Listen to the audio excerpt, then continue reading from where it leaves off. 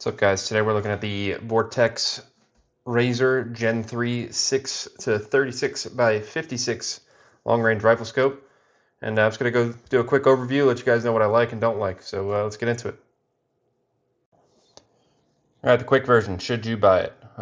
Yeah, I think overall it's a great optic. I think most people know exactly what it is when they see it on a rifle. It's great looking. It's build quality is fantastic, very well built. The only issue, for me at least, for PRS, a locking turret is just it's a pretty big pain. But if you don't care about the locking turret, yeah, it's a great buy, and you're not going to be disappointed. All right, now onto the long, drawn-out version.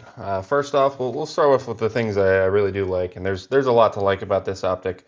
First off, out of the box, I mean, it looks awesome. Who doesn't love the look of this optic, man? It looks great on anything.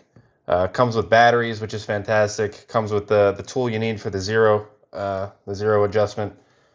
It's pretty much all you need. This and a battery, and you're good to go. Comes with scope caps that are okay, I guess. This one's kind of annoying, but they're all right. They're fine. They're free. Well, I guess not free, but they come with the optics. That's nice. Obviously, it does come with the other one as well, but I take it off because I run the trigger cam on pretty much any magnifying optic. But yeah, out of the box, get everything you need, which is really nice. It seems like it should be standard with anything you're paying for this amount of money for. But yeah, it comes with everything you need. It's great out of the box. The packaging's fantastic. Yeah, I was super excited when I pulled it out of there. It just feels like a high-end optic. This was one of my first really high-end optic purchases, and I was super pumped about it. You're not going to be disappointed when you open up out of the box. All right, glass quality. The glass quality in this optic is great. I don't know of an optic that I've looked through that I think really makes it a noticeable difference compared to the other two optics that I run, which would be the Nightforce Attacker and the Leupold Mark V HD. I think this glass is probably a little bit nicer than those two. It's close, but I think this is a much brighter picture. Edge-to-edge clarity is a little better. The glass on this is definitely, of the optics I own, it's actually this and the Vortex LPVO lit razor are my top 1 and 2 as far as glass quality goes. Just really clear, crisp glass. I don't really shoot under low light with these optics, so I'm not sure how it really will do in the dark or towards the end of the day.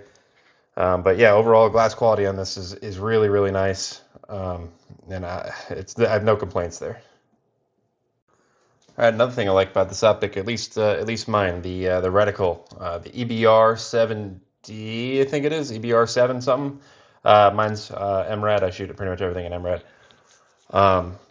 Man, great reticle. I think maybe the only other reticle I like better than that is the Mill XT and the Nightforce. That's a really nice reticle. But this one, at least for PRS, for what I'm using it for, man, a great reticle. I'll throw in some footage of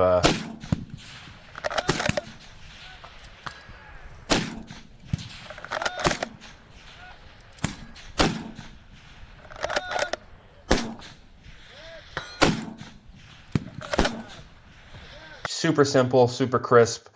I have no issues with the reticle. If I could take this reticle and put it in other optics, I absolutely would. It's fantastic. The turrets. Everyone loves to talk about the turrets, so let's get into that. I'm going to leave the elevation turret till the end. That's going to be a negative for me. But other than that, we'll start over here with the parallax. The parallax, I think a lot of people love these for the 22 stuff because, man, the 10-yard parallax adjustment is, oh, man, it's awesome. This, for me, mine's a little tough, but it's nothing that you can't. It's not really an issue to use it on the timer if you need to. But big adjustment range, really smooth turret. Beyond that, we have the illumination adjustment, which I guess I'll just throw in here just because it's there. Man, as far as illumination goes, this optic wins.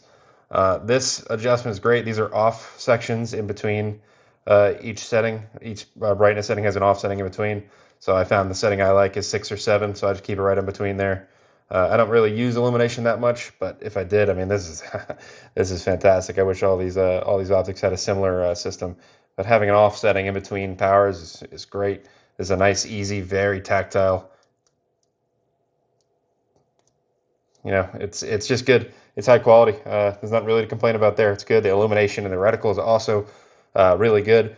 I don't think I have any footage of that. I don't really shoot with it. So usually when the trigger cam's on there, it's daylight and I'm at a PRS match. So I got no footage of that. But this is great. This is definitely a positive for this optic. If you like to shoot illuminated, this is the winner for sure. On the other side, the windage turret. I'm okay personally. This one, oh man, it's a little tough. The locking turrets for wind, I don't mind. I don't usually dial too much wind, if any at all, for most matches, unless it's a really consistent crosswind. I usually stay at 0 and just do holdovers.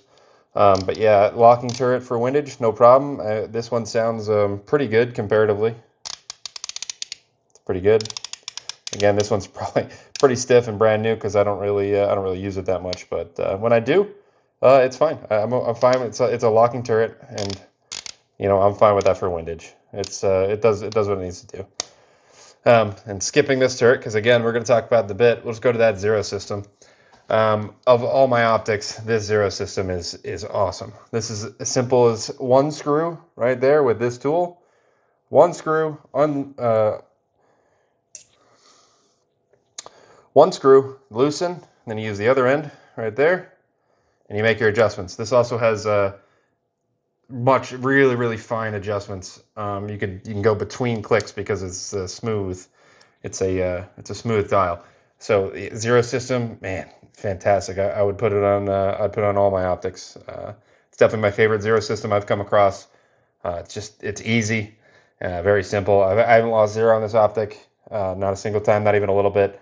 Yeah, it's been great. 0 system's good. These turrets are great. Besides this one, which we'll get to. But yeah, overall, the rest of these build quality is fantastic. Everything feels right. Everything feels like it's the right amount of tough. And all right, the negatives. I'm gonna put this here. I don't really think it's too big of a negative, at least for what I'm doing for PRS. I mean, weight. It just matters where the weight is, not so much how much weight you got. At least in my world. It's heavy. This is a heavy optic. You're not going to want to use this for hunting. This is putting this thing on a light rifle. It's going to weigh as much as a light rifle. It's a chunky boy. Definitely heavy, but you know, if that matters to you, there you go. It's there. It's a heavy optic.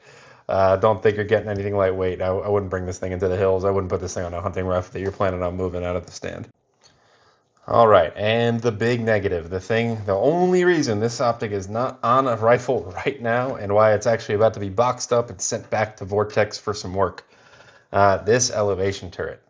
Man, I don't know why I didn't think I would mind when I was trying it out in the shop. I was like, oh, that's not a big deal. This locking turret shouldn't be a big deal. It absolutely is a big deal for me. This thing is. It just doesn't do it for me. Here, cue my other optics and the other dials that I really like a lot.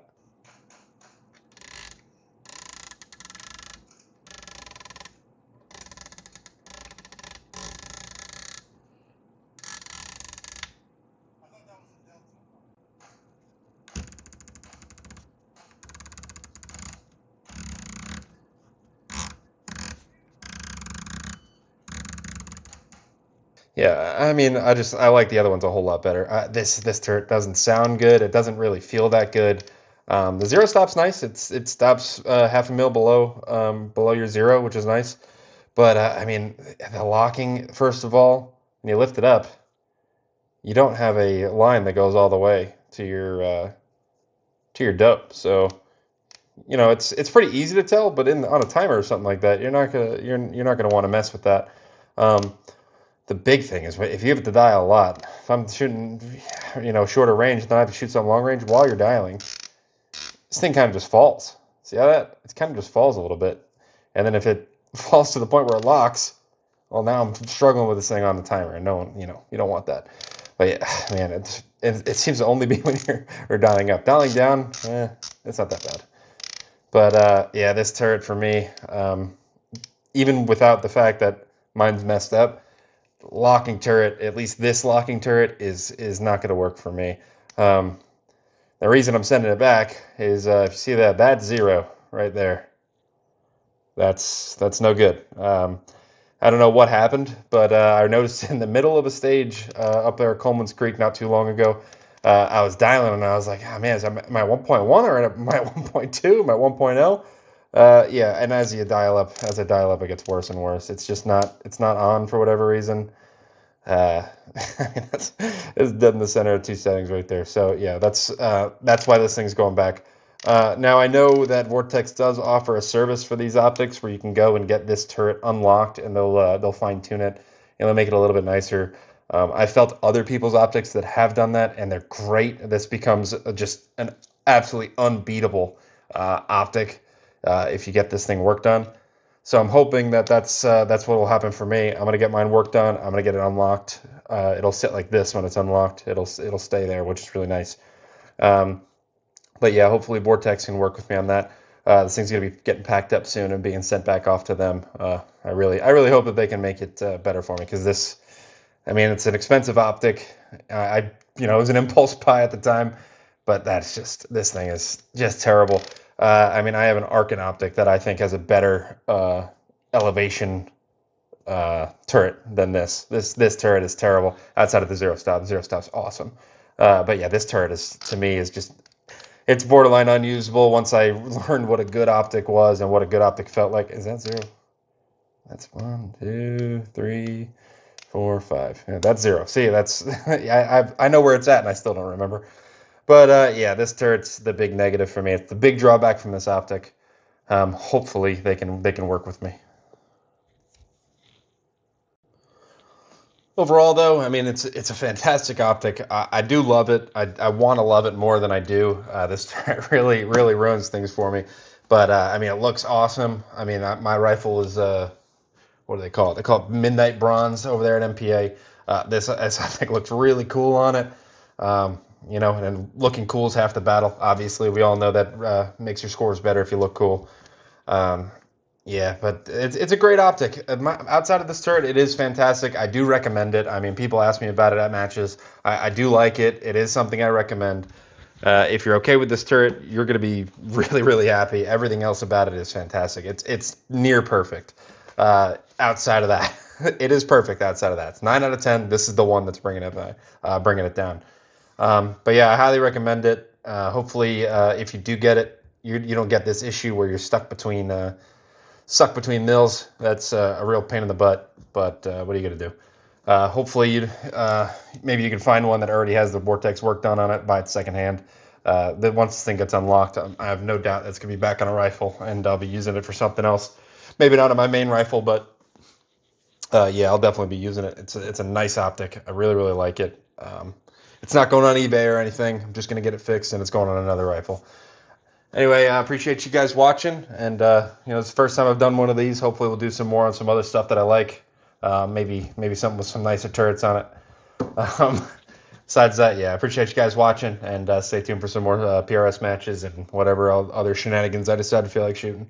All right, guys, I'll see you later.